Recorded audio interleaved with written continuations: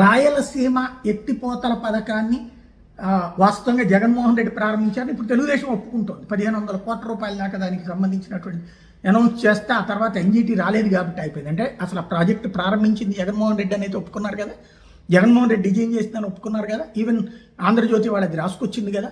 అలాగే అది ప్రారంభించాక ఎన్జీటీకి వెళ్ళినప్పుడు హరీష్ రావుకి మనందరం నిలబడాలి తోడుగా ఇక్కడ జగన్కి. ఎందుకని ఇప్పుడు తెలంగాణలో బీఆర్ఎస్, బీజేపీ, కాంగ్రెస్ ముగ్గురు కూడా వాళ్ళ ప్రాజెక్టులు కాపాడుకోవడానికి ప్రయత్నిస్తున్నారు. మన దగ్గర రాయలసీమ ప్రాజెక్టే ఆపడానికి ప్రయత్నాన్ని సమర్థించుకొచ్చినటువంటి దౌర్భాగ్య కర్మ మనకి పట్టింది. ఇప్పుడు పైగా ఆ తర్వాతన కూడా ఎన్జీటీ ఆదేశించిన కేంద్ర ప్రభుత్వం చెప్పిన ప్రాజెక్టు కొనసాగిస్తానే వచ్చాడు జగన్మోహన్ రెడ్డి.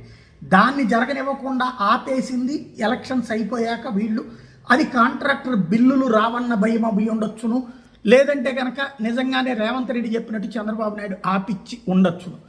ఇప్పుడు ఈ వ్యవహారంతో రగిలిపోతున్నటువంటి రాయలసీమ వాసుల యొక్క ఆకాంక్షకి ఇప్పుడు వైఎస్ఆర్ కాంగ్రెస్ పార్టీ తోడు నిలబడే ప్రయత్నం చేస్తోంది. అందులో భాగంగా అభినయ్ రెడ్డి ఆందోళనకు సిద్ధమైనప్పుడు కానిస్టేబుల్ అరెస్ట్ చేసి లాక్కెళ్లే ప్రయత్నం చేస్తుంటే, నువ్వు రాయలసీమ వాడివే కదా ఎందుకు ఇట్లా చేస్తున్నావు? ఒకప్పుడు అట్లాంటి వాదం సమైక్యాంధ్ర ఉద్యమాల సందర్భాన పోలీసుల పట్లే. తెలంగాణలో ఉన్నటువంటి పోలీసులు మాత్రం తెలంగాణ వాళ్ళకి సహకరిస్తూ వచ్చారు, ఆంధ్ర పోలీసులు కూడా తెలంగాణకే సహకరిస్తూ వచ్చారు. పర్యవసానమే ఆంధ్ర ఎలాంటి హక్కు లేకుండా కోల్పోవడం. ఇప్పుడు అభినయ్ రెడ్డి అదే విషయాన్ని కానిస్టేబుల్ని నిలదీసిన వీడియో ఇప్పుడు వైరల్ అవుతుంది.